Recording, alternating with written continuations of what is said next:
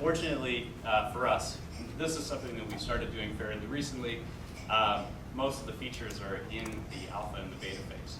I'll talk about it a little bit more later, but there's risk associated with that because you could think of features as being inventory in the lean manufacturing sense of the word. And that means that those features have not realized full value within the market. But it's very useful for us to be able to classify these from a testing perspective, from a product management perspective, and say, okay, this is the state that these features are in. We will decide when the right point is to move them to the next step in that life cycle. So here's an example. Recently, we've worked on and we've delivered a module which allows our customers to run energy savings competitions within their buildings. So I haven't provided much detail about my company, but what we do is we provide energy monitoring software. We hook into meters, smart meters, aggregate that data in our data center, and make it available for our customers to understand, analyze, and to use to optimize the operations of their buildings. So for this feature, based on the different metrics that I was talking about before, activation and retention, what we're interested in is how many people have run the competition, and to validate that they have received value from running a competition, we circulate a survey. So we want to ensure that at least 80% of participants have found that that this was an engaging and interesting and valuable experience for them. And then our retention is, are they coming back? Are they interested in running subsequent competitions with us? So for our alpha phase, which ran for a month and is now complete, it was really, can we run a competition in our building using our software? And that was deemed successful. So we moved on to the subsequent phase. So we had already lined up a few of our partners to serve as, a few of our customers to serve as design partners. So far we've run energy savings competitions with 2 of them, and that's been successful. We have 1 more pending, and one of them has also completed the retention aspect. And in terms of GA, at this point, we're debating about whether or not we want to make the subsequent investment in order to make this truly intuitive and easy to use for all users. There's a fair bit of complexity associated with the setup, and so there's going to be a not insignificant investment in evolving the feature to that point that it can truly be independently set up. So we may keep it in the beta phase. So as I was mentioning before, features are inventory. Recognizing that features are inventory, there's also incentive to kill them. And this is something we've had quite a bit of debate about because you recognize there's a carrying cost associated with features. That means for us, as we're releasing software every week, it means that we need to regression test pretty much everything that's in our system. And that's not an insignificant cost. So if we've deemed that features are not pulling their weight, are not delivering sufficient value to our customers, then it makes the most sense to kill them. What we do when we kill features, it's a 2-step process, and this is one thing that's really facilitated by releasing frequently, is we start by hiding that feature. As we're a web application, that typically means removing links, and we see if anybody complains. And we leave it that way for a little bit, and if we assess that that nobody's noticed, then we will go to the extent of removing that feature from the system. But yeah, again, releasing software very frequently makes it very easy to do that because if all of a sudden somebody does complain, you can say, whoops, we bring that feature back in. So one other thing I want to mention is feature discovery. So when you've taken a feature from the alpha phase to the beta phase to the GA phase, that means that it's accessible to any user. How do users know that there are these features available for them to take advantage of? The traditional way is to periodically send out some sort of a newsletter advertising, these are the latest features that are available in our software. We just moved to version 3.0, whatever that means. And go try out these features.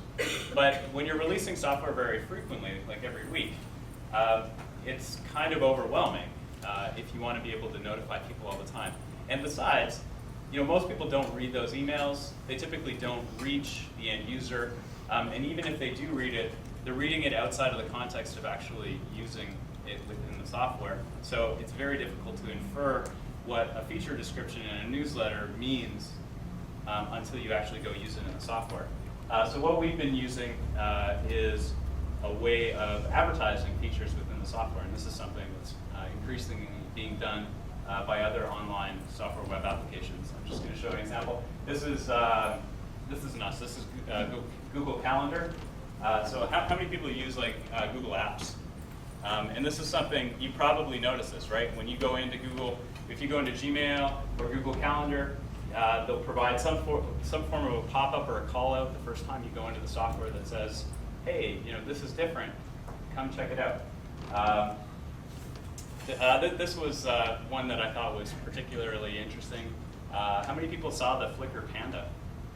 Use Flickr. They rolled out, they completely redesigned their user interface, and they provided this workflow that you could go through, and then the last step was this panda would pop out. So we're not quite that imaginative.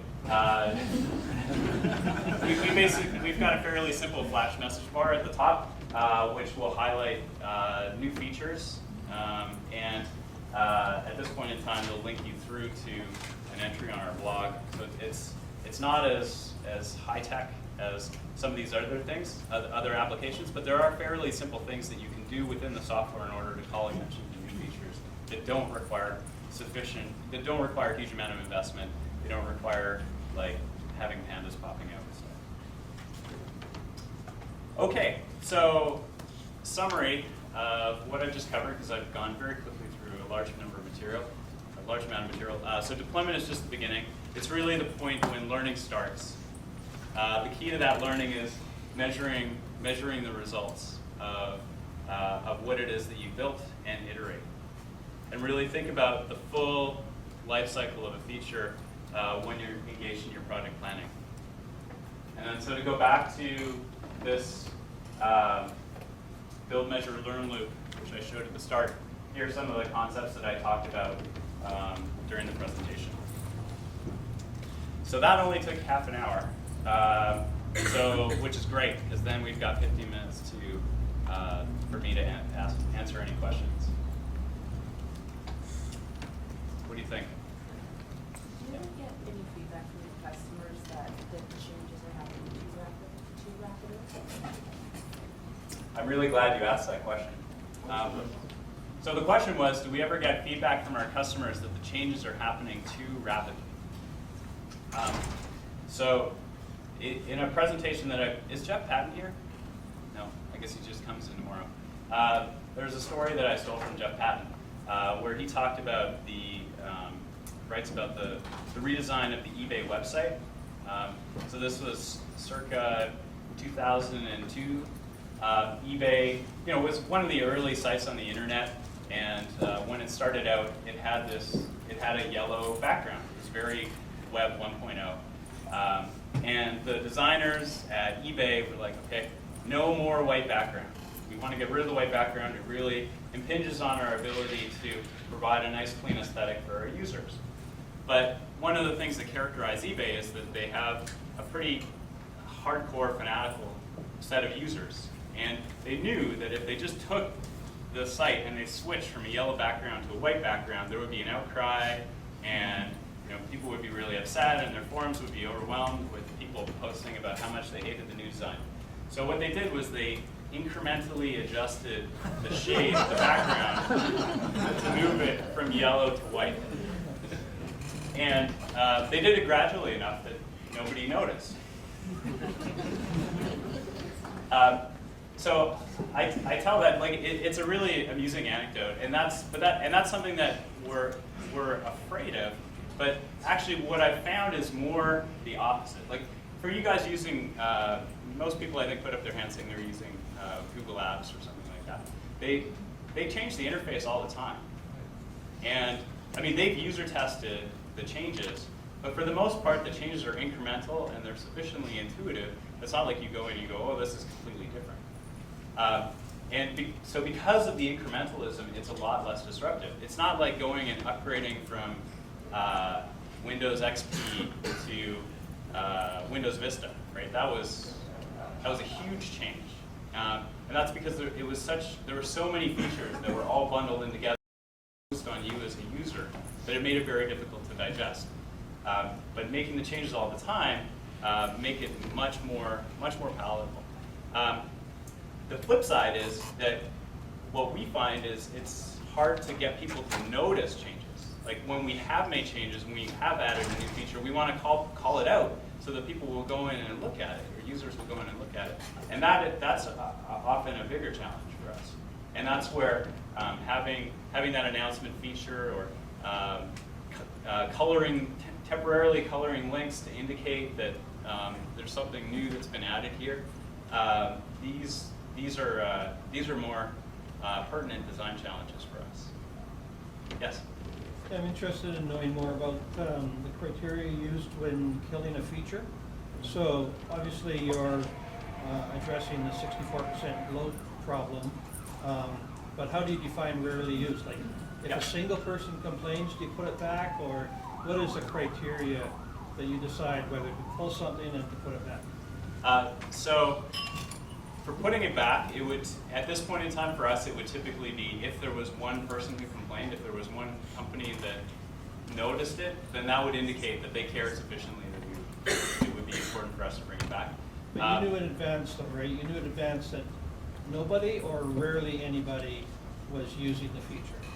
So we knew in advance that nobody was using the feature. So using the user tracking data that we've got, we can see when the last time users use different features within the software, and so we can see, okay, this feature just hasn't been used in a long time, so it's a candidate for removal.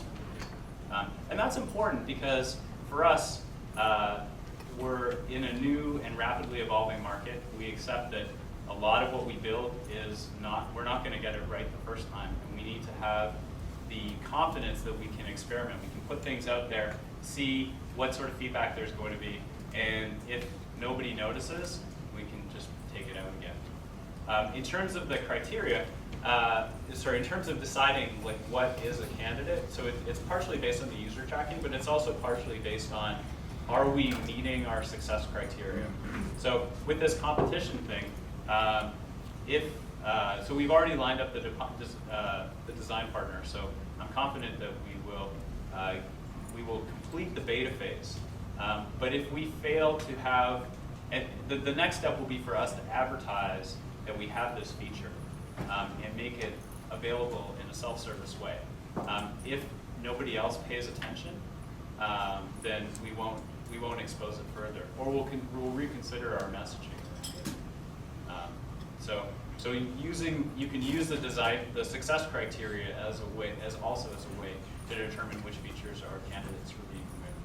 Okay, and a follow-up on that, what about the fact that there's waste involved in going to the expense of building a feature and then going to the expense of pulling it back again? You're correct that there is certainly waste there, but the reality is that you don't know ahead of time. We don't know ahead of time, and we have to be experimental. We have to try things that we wouldn't otherwise know. So some of the things that we have not been doing as much of, but other people maybe take a slightly more radical approach in the lean startup community, is we'll just put up landing pages with no feature, no content behind it, just to gauge people's level of interest in a particular feature. So you could think of it, I could put a button that would say, click here to try this fantastic new feature, and when they click on that button, you present them with a message that says, oh, thanks for registering your interest, we're still working on this, please give us your email address if you'd like to find out when it's ready. That's awesome. I mean, there you've got a lead capture mechanism in place, you've registered interest, and you can use that as the basis of your market testing in order to determine whether or not you want to invest more in it. We're not there yet in terms of, or we're not confident enough in order to do that kind of thing, because there is the concern that it could backfire. But for the most part, you should be so lucky as to have people click on that button and notice that that there's something missing. And often, while on the one hand it seems deceptive, you can also provide some sort of a reward for people that are doing it. So maybe they get some sort of a coupon, a discount. Not as relevant for what it is that we're doing, but this is something that's used by other web application products. Yeah, sure. Of course. You skipped quickly over pull-based prioritization, and I wasn't sure what it meant. Okay, yeah, thank you. Lean manufacturing, lean software development has this notion that that features, that products should be pulled through the value stream by customers. So one way to think about it is you go to buy. The extreme is that if you go to buy a Toyota, the point that you're registering interest, Toyota would only manufacture a sufficient number of cars in order to meet their customer demand. So when I drive a car off the lot, then it will be replaced by another car. So the idea is that features or products are being pulled through the workflow by customers rather than them being pushed through in anticipation of some sort of a market demand. So that's the I don't know if that was a good explanation or not, but that's the essential idea there. So what we try and do from a pull-based perspective is rather than build things in anticipation of market need, we will identify where there is a very strong market need within our existing customer base and build that feature.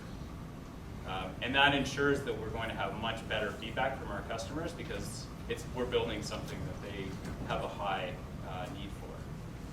It's not always easy to identify though, and sometimes it's based on the model that your existing customer base is representative of the overall market. And if you're going after a new market, then it doesn't necessarily line up that way. But maybe you can still identify design partners who are not existing customers that are within that market that you can use to help build those types of features. Yes? I had a question about the killing features, but Okay. Sometimes users don't use a particular feature because it's not, the usability of the feature is really, really bad. Yep. So the criteria for killing features, do you first try to see whether it is usable or not and then improve upon it and then decide about killing, or is it just based on whether people are not using it and you kill the feature? We would definitely first take a look and try and improve the usability, maybe make it more apparent. Is it in an area of the site that is intuitive for a user to access it there? Can we try, especially within a web application, it's pretty easy to move links around from place to place to see what might draw attention. And so this is where that whole iteration aspect comes in, where if there is no subsequent iteration after the initial release of a feature, the odds are that you probably structured the interface in a way that's not sufficiently intuitive within the existing application. And measuring that and being able to restructure where things are is key. So yes, we will do that first before we'll consider killing it, because obviously we've invested our time and resources in building something, and our hope is that it will actually be useful to our users before killing. Any other questions? Yes? Given that at the time of deployment, you don't necessarily know how the feature will be received, so you may have a certain amount more work to do. So Yep. that introduces some schedule problems. So you say your project is instead of your deployment. That's correct. How can you make this get reassigned to other projects and delivery what you learn in the field introduces risk to other projects? Yep. How can we mitigate that? So the key aspect is that the project plan needs to extend beyond the deployment phase, and that the team would be kept intact throughout those subsequent phases of iteration. Because once the team has been reassigned, then you're pretty much done, I think. And learning doesn't really happen. So it's saying that, okay, we're going to plan for these subsequent phases of iteration. We're going to time box them in order to ensure that we've got some sort of an exit criteria. So we're either going to meet our success criteria or we're not within that time box.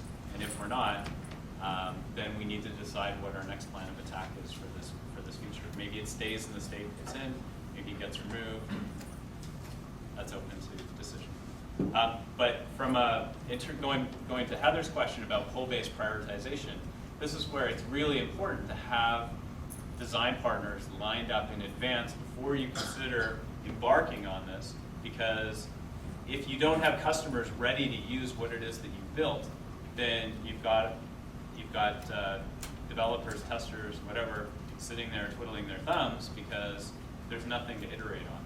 So it really means ensuring that you've got that commitment lined up before embarking on building something, because it is a longer term perspective for a project.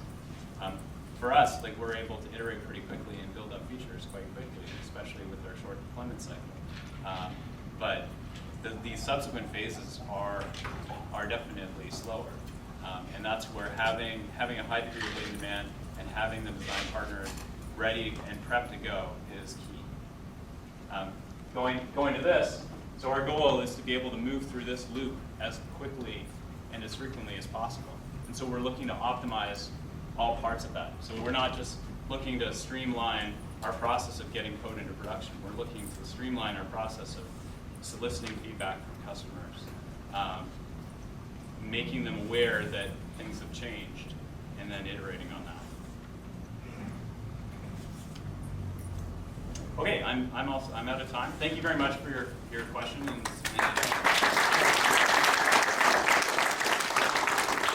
pass things over to Heather.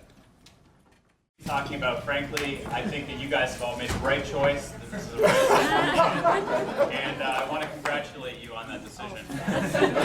For the people that are over on that side of the room, it seems like we only have one projector working. So if you want to be able to read the slides, come on over. It's always a more intimate and engaging session when we've got people all jammed in together. So come over, meet some people. There's lots of spaces at some of the other tables over here. How's the mic working? Can you hear me? Yeah? Okay. So I don't want to be yelling into the mic, but hopefully everybody can hear. For those people who use Twitter, I encourage you, please tweet about the session. I'm really interested in your feedback. My Twitter handle is down there at the bottom, XORTech.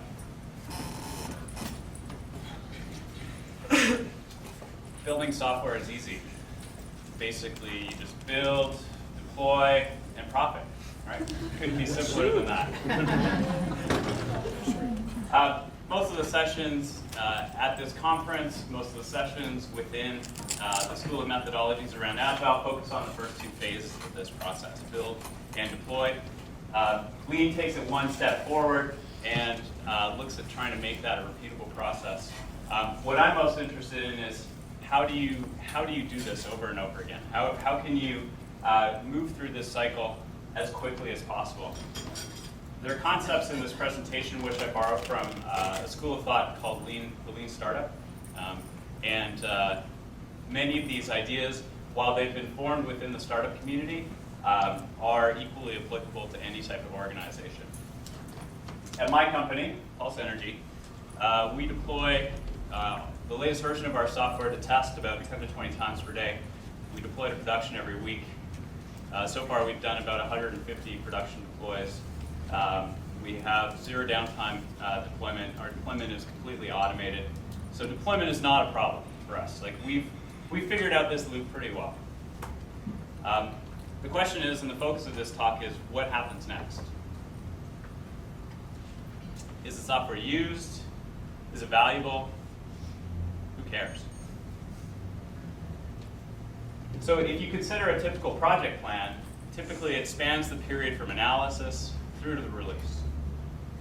But what happens next? For most organizations I've worked with, and this has been something that we've struggled with, what you typically have is you have a handoff where the newly released features are turned over to maybe sales, marketing, the business. The business is a term that I often hear used within Agile teams, which I don't really like because it implies this otherness. That's not really there. I mean, really, we're all accountable for the success of what we're building and the value that's being delivered.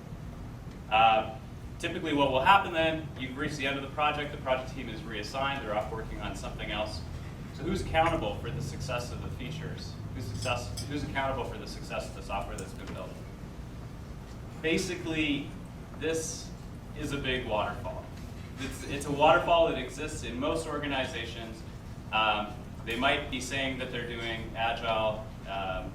They might be saying that we've got cross-functional teams that are working together, they're building software, taking it to the point of release, but then what? It's handed off to somebody else.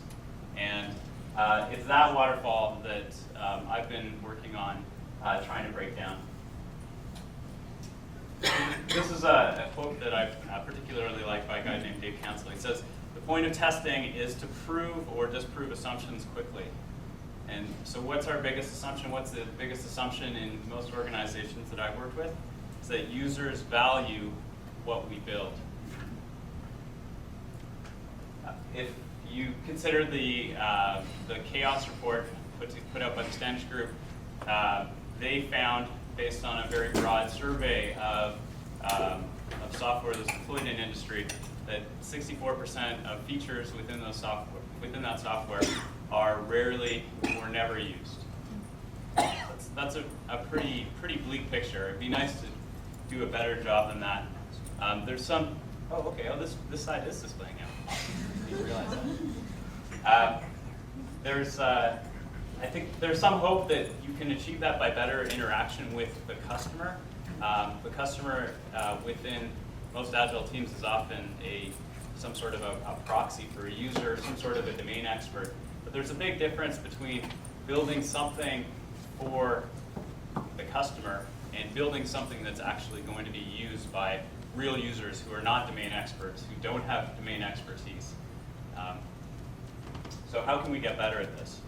So if we go back to this model that I was putting up before, I think it's missing some things.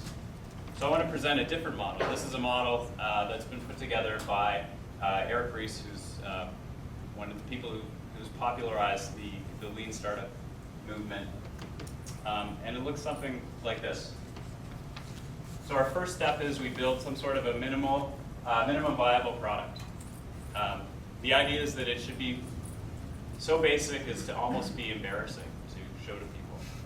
But really what we want to be able to do is, as cheaply as possible, test out our hypotheses about whether or not our idea for something is actually going to realize value in the market. Next step is we measure. Is it really valuable? Are people using it? Are they realizing the value that we had anticipated? 3, we want to learn from that. So based on the data we've collected, why is it valuable? Why are users coming back? Or more often than not, why are they not? Because for the most part, they often don't care. And then at the last step is we want to refine or pivot. So either we're going to keep moving through this loop, refining the features that we're building, the features that we put out in order to maximize the value, or we decide that, okay, we need to move in a different direction because our hypothesis about the value of what it is that we're building is not correct. So maybe we need a different marketing approach. Maybe we can take what we built and package it up in a different way and speak to some other market, or maybe we need to build something different entirely. For those people who were here yesterday and heard the keynote from Chet Richards, this is an example of Boyd's OODA loop. And our overall goal is to minimize the time through this loop. So this is the process that we want to optimize. We want to be able to move through this cycle of building, measuring the results, and learning from that and refining it as quickly and as frequently as possible. Eric Ries states this goal slightly more succinctly, which is that our goal within a startup, and it doesn't necessarily This is not necessarily true about a startup. The difference with a startup is that typically your market is unknown, what it is you're building is unknown, but it could be true for an enterprise that's launching a new product, a new set of features. You have the same sort of uncertainty. A big part of it is acknowledging that uncertainty.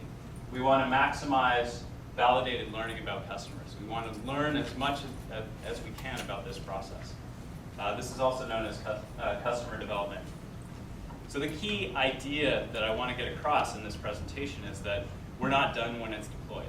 Deployment is just the point at which learning starts. And learning requires two things. Number one, focus. And number two is iteration. It just doesn't happen passively. So one thing that I've been struggling with, certainly within my current company, is that it's very tempting to say, okay, we're going to build something, we're going to put it out there, we're going to see what the market thinks about it. But that doesn't really happen because feedback doesn't come to you. Feedback has to be solicited. It requires a lot of work. It requires working with the customer. And often, really, when you build something up initially, it's based on a lot of hypotheses that are probably quite incorrect, and that you're even taking that learning, you're not going to get it right immediately. It requires successive refinement of presenting something different, see what the reaction is, and continue. So what we want to do is we want to iterate until success criteria are met, or we've exceeded whatever time box we've established for this investment, this project. So what are the implications? Well, this tends to have a profound impact on your project plan, because really you're thinking about a full life cycle for a feature. This extends beyond the point of just it being released.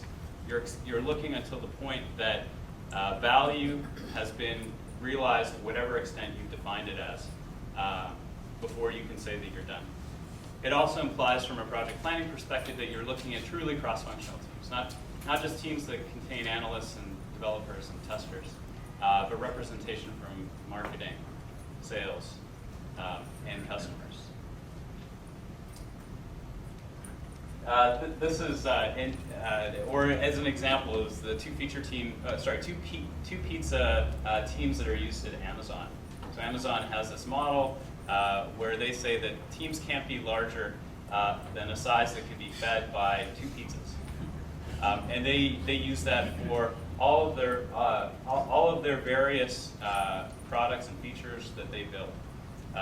And that team has got accountability for the entire life cycle of that feature. So they're successively refining it on the basis of users interacting with the Amazon website.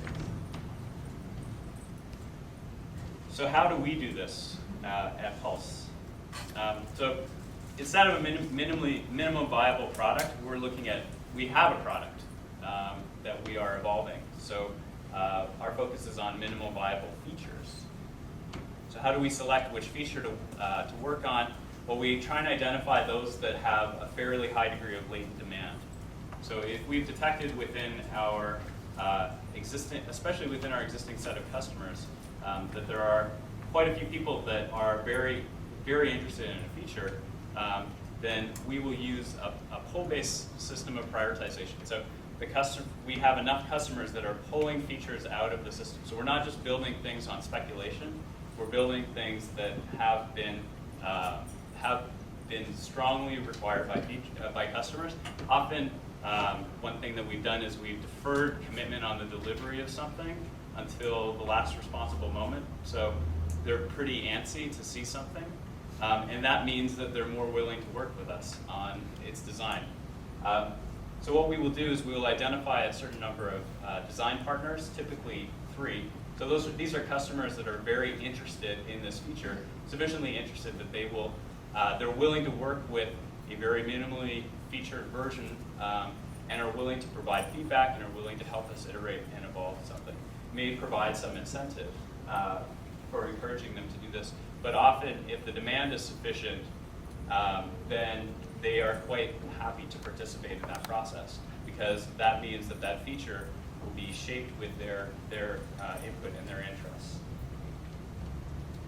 deferred commitment I mentioned. So the next step is trying to find some success criteria for the feature. And these are, the success criteria are based on the value that will be realized by our users. So what I've been using to define these success criteria are based on some ideas by a guy named David McClure. He's got a presentation called Startup Metrics for Pirates. And it's because he uses this mnemonic R as the basis for defining different types of metrics. How many people have heard of this before? Startup Metrics for Pirates. Okay. It's worthwhile checking out, if, especially if you're in the business of building web-based products. There's some interesting ideas, because a big challenge is what do I focus on tracking? What do I look at once a feature goes live? What do I measure? So R stands for acquisition, activation, retention, referral, and revenue. So acquisition is, where do my users come from? How do they find out about my product? How do they find out about the specific feature? What mechanisms do I have in place for driving them to my service? Activation is about, how do I provide an engaging experience for users when they arrive? What sort of actions do I want them to take in order to indicate that they are receiving value from what it is that I've built? So that might be clicking on a download button. It might be performing certain actions within our web application, etc. Retention, this is based on, are they coming back? Have they received sufficient value from what it is that we built that they're willing to spend more time to come back and do it again? Because that's really important, right? What we're interested in is not just can we deliver value to a large number of users one time. We want to ensure that there is recurring value that's going to be delivered. For us, in case it wasn't adequately clear from the start, we built a software as a service application.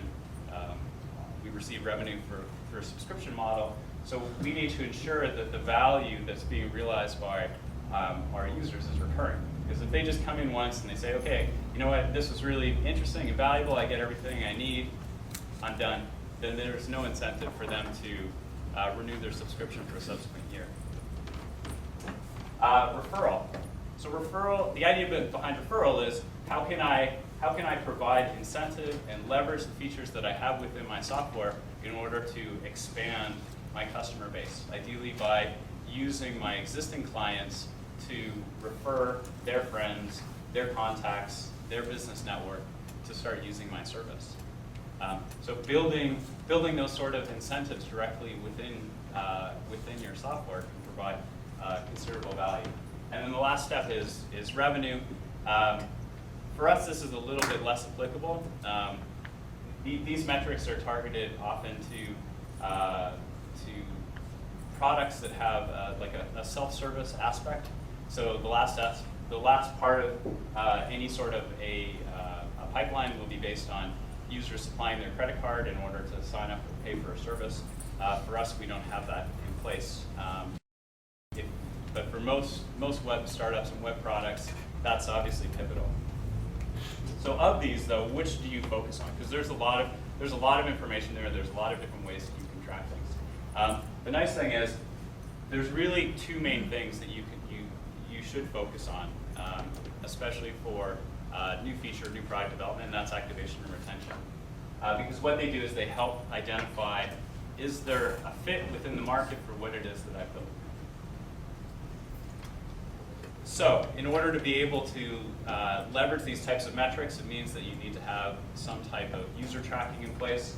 For us, we use a combination of Google Analytics, Nginx, and our own proprietary user tracking and collection. And Nginx it's a very simple. Think of it as a very lightweight web server. We just harvest access logs from that. That all gets pulled into a database, and we correlate. So with that we can see what actions are users performing within the site. We can correlate that with the users that we have, and as users perform actions, we give them a score. So if a user performs a specific activation action, then they'll get a few points. And we can use that as a mechanism to rank the users within our system on the basis of engagement. So users that are highly engaged are more likely to become design partners. Users that are less engaged, we look for mechanisms to get them more engaged. One of the models that I think are really interesting is something called ladder of engagement. It's a concept that's becoming popular within the NGO community. So within an NGO, your user base, as it were, consists of volunteers, and volunteers will vary in terms of their passion for your cause. So you might have some volunteers that are willing to commit to very low effort actions, like signing an online petition, and you might have other volunteers which are super motivated and passionate about whatever your cause is, and they might be willing to do higher effort actions like meeting with an MP or kind of thing. So with the ladder of engagement, what you do is you score the different actions that are available for your volunteer force to take, and you rank your users, your volunteers on the basis of that ladder. And your goal is to move people up progressive rungs on the ladder. So if somebody's got a score of 10, it indicates maybe that they are mildly committed to your cause. You want to be able to target them with messaging that says, okay, if you do something like this, you want to be able to target them with the actions that are at the next level of commitment on your rung. And so that you can apply the same sort of ideas within your application. So we have certain features which require a fair amount of effort. They're targeted more at a fairly advanced user. And we have some actions which are very easy to perform. And we're looking to rank where our users are and how we can move them progressively up the process on this ladder. So when considering the feature lifecycle, we break it up into 3 phases. So we have an alpha phase, which is it's fit for internal use. So when we initially look to build up a feature, we have a team, essentially consultants, service-based arrangement where they will provide customization services on behalf of our clients. So we first look to say, okay, can we build something and ensure that it provides value for these types of users? The features then can be pretty rough. So from a testing perspective, it doesn't matter if there are some bugs, if it's not as polished, if it's not as intuitive as you might like in a fully fleshed out feature, because it's really just used internally as a way to help our client teams achieve value on behalf of our customers. So we have a beta phase, which is partner use. So this is where we've lined up a certain number of design partners. They have, and we're setting them up to perform certain actions, and we're working with them to further refine the feature that we built. And then the last step is GA, general acceptance, where the feature is truly self-service. So it's sufficiently intuitive, sufficiently robust, that it's exposed to all customers and that any customer can go in and use it. So what does this imply? This implies having the ability to incrementally roll out features. We do it on the basis of 2 axes, by user role. So our main thing here is we have features, many features within our software which are not exposed to all users, but are really only available to super users or administrators, which typically are part of the service team. Or if we have design partners that we're working with, then we can roll out a feature to them in order to get their early feedback before we roll it out more broadly. And so what we do is we maintain a spreadsheet which lists all the features in the software and what state they're in, which of those phases they're in. Are they alpha features, beta features, or GA?